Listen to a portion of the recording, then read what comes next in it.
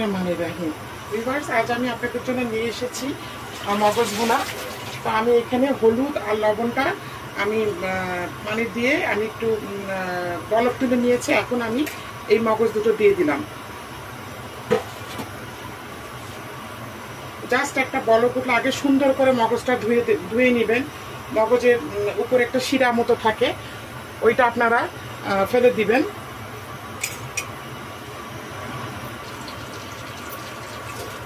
Viewers, আমি একটু তেল দিচ্ছি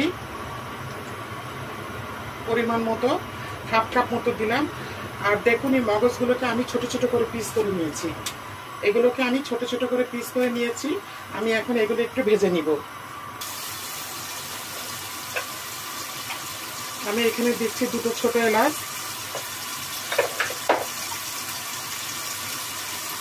দিচ্ছি 3-4টা গোলমরিচ, দিচ্ছি 3টা লবঙ্গ। ভিউয়ার্স, আমি এই মগজগুলো প্রায় 10% ভেজে আমি উঠিয়ে রেখেছি। এখন আমি মশলা কষাবো। মগজে কিন্তু বেশি মশলা দিবেন না। এই যে পেঁয়াজ দিচ্ছি অল্প পরিমাণে, দিচ্ছি আমি এখানে দুটো দারচিনি,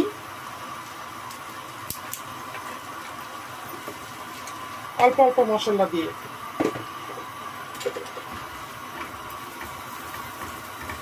দুটো তেজপাতা, দুটোর বেশি না।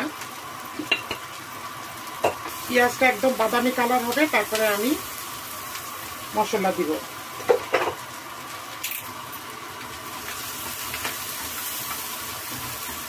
ঝাল 4টা ছিঁড়ে দিচ্ছি। আপনারা ইচ্ছা করলে কাঁচামরিচ ইউজ করতে পারেন। লবণ আমি প্রথমে দিয়েছিলাম একটু ফুটানোর সময়, এখন আর একটু দিব।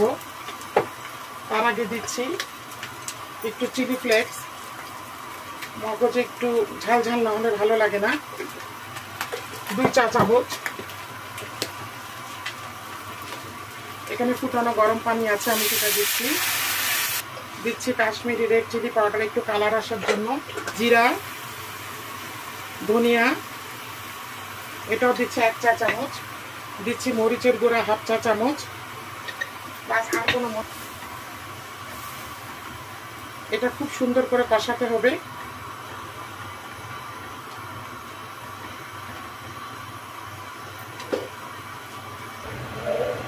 ভিউয়ার্স, আমি এখানে সামান্য একটু চিনি দিচ্ছি, তাহলে স্বাদটা খুব সুন্দর আসে।